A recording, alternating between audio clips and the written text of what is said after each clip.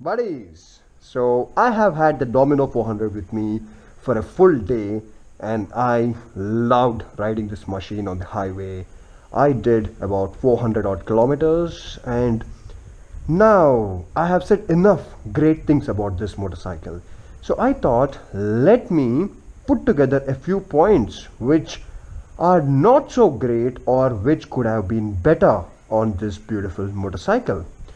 So now they very often what happens is that the manufacturer of a motorcycle intentionally or sometimes due to cost cutting or unintentionally avoid or forget putting a few features on a motorcycle, and sometimes we wish that those features were present and we would feel good.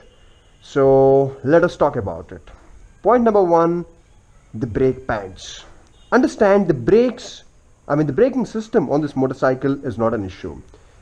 The master cylinder is good. It is not spongy. It is producing good amount of hydraulic pressure. I can feel it, and it's got steel braided lines, which is amazing. It has got a huge disc rotor. It has got Vibri brakes. It has got ABS, but the brake pads which are inside, I am not happy with the way they are producing friction onto the rotor. So that is the reason we are not feeling any initial bite on the brakes. The brake pads are supposed to produce friction onto the rotor, and the rotor is supposed to slow down the wheel in an efficient manner, but here that is not happening. So this is the same issue with the Harley Davidson Street 750. The brake pads, the stock brake pads are awful. So what we can do in this case is probably Bajaj can take this as a suggestion and can improve the friction on the brake pads, or we can go ahead and opt for aftermarket brake pads like the EBC, which are available for the Duke 390, and I'm sure very soon they'll be available for the Dominar 400 also. Another point which I am very keen on, that is, this is a liquid cooled motorcycle. That is, it has got a radiator here and this cools the engine, which is a beautiful thing. But I don't see anywhere where it shows the engine temperature. It does not have, like the KTM Duke 390 has just like the fuel gauge on one side, on the other side it has a temperature gauge, looking at which you can know how warm or how cold the engine is and if the engine is going to overheat. But I don't find it here, anywhere on the console here nor here. So it is not really a great thing, because in case your engine is going to overheat, you would not be getting a warning beforehand. You would know only after it has overheated. So well, basically some people don't really care about this feature much, but for me, having a temperature gauge on a liquid cooled motorcycle is an absolute must. Third point. Now, the tank of the Dominar 400 is made of plastic, just like many other motorcycles today. But as this one has great touring capabilities, I wish it had a metal tank. I do understand a metal tank would increase the weight of this motorcycle by a little, but metal tank gives you awesome facility of putting a magnetic tank bag. So this is a very useful and important thing when you're touring. This is a tank bag which has magnets, so you don't have to depend on a bungee cord to tie it up. You just have to place it on the tank bag. Place the tank bag onto the tank and it would stick with magnets and you can keep riding. Because if you tie it up with bungees, what happens is that whenever you have to refuel or take the bag off the bike, you would have to kind of struggle with the bungees, and it is a waste of time. It is inefficient. So I wish this had a metal tank. Point number 4. Now, this secondary display console that this motorcycle has on the tank feels really upmarket, niche and beautiful. But it has a downside. That is the same thing again. When you're touring, 99% of us put a tank bag onto the tank. And if you put a tank bag like I did today, you would not be able to see the secondary console. And it has important display information there like the battery status and check engine warning, side stand, ABS and other things. So covering this with a tank bag is not a great thing to do, but when you're touring you do need a tank bag. So it is a great thing, but sometimes it does not work great. Point number 5. Now I understand this is a motorcycle which has been focused towards value for money product and towards cutting costs wherever possible and yet delivering an awesome machine. But I wish this one had a trip computer. Trip computer is basically a small computer integrated with your speedometer like the Duke 390 has, where you can see your average speed, you can see average fuel consumption and few other calculations. So if anyone who's ridden a Duke 200 or a 390 would know it has a trip computer, and by pressing few buttons here you can see that what was your fuel consumption, speed, average speed, etc, etc. It works out really well, especially when you're on the highway. But I understand that would add cost because it takes software and few other things to fit onto the motorcycle, and it would increase the cost of the Dominar 400. But again, if we would have had it for a little more cost, probably 1,000 rupees here there, I would have really loved to have that on this motorcycle. That is the trip computer. Point number 6.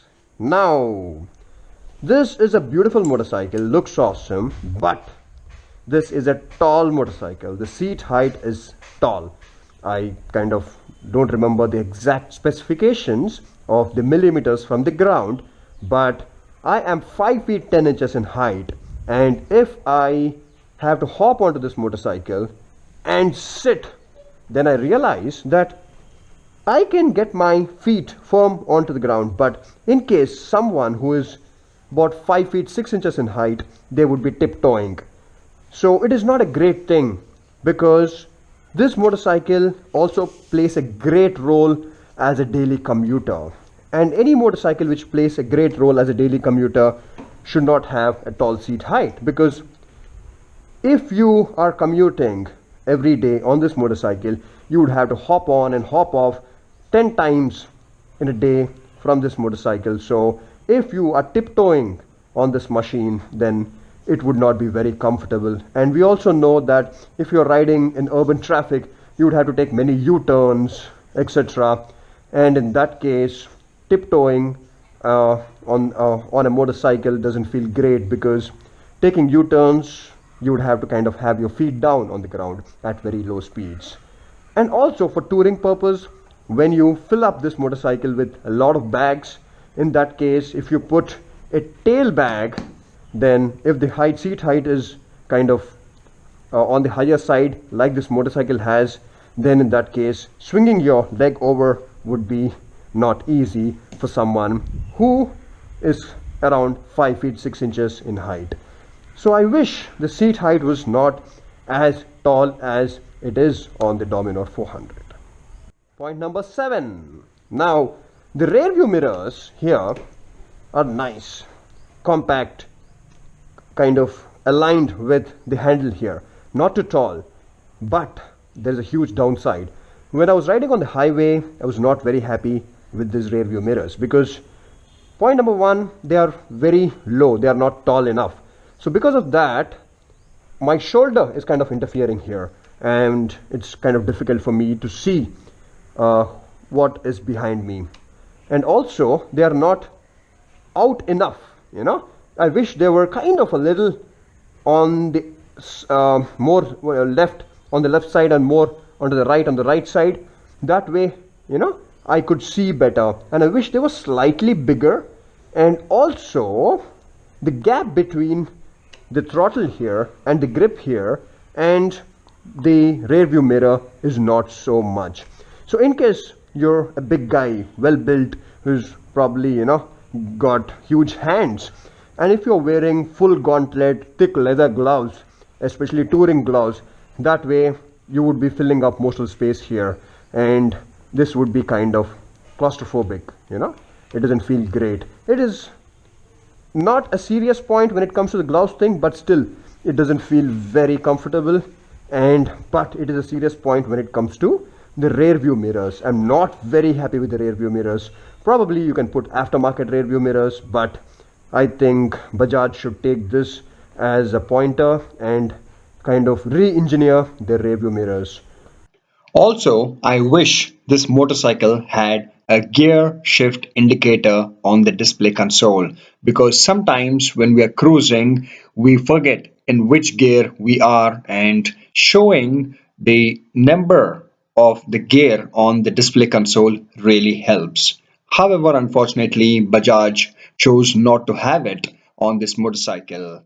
Alright friends, so I think that is it. Let me find a few more not so good things about the Dominar 400.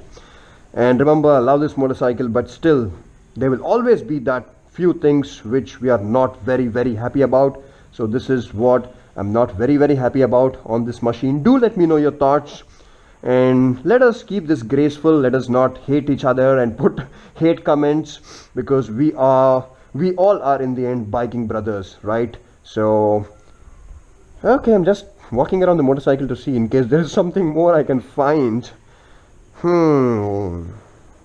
I think that is it for now. And okay friends, take care and happy riding, and thanks to Deccan Bajaj always. They are awesome people, trust me. If you are in or around this area or anywhere, give them a call. I'll put the link, I'll put the address and the phone number in the description of this video, and the manager's name there is Mr. Kulkarni, and he will help you out for sales, service, test ride, anything. Thank you. Bye bye.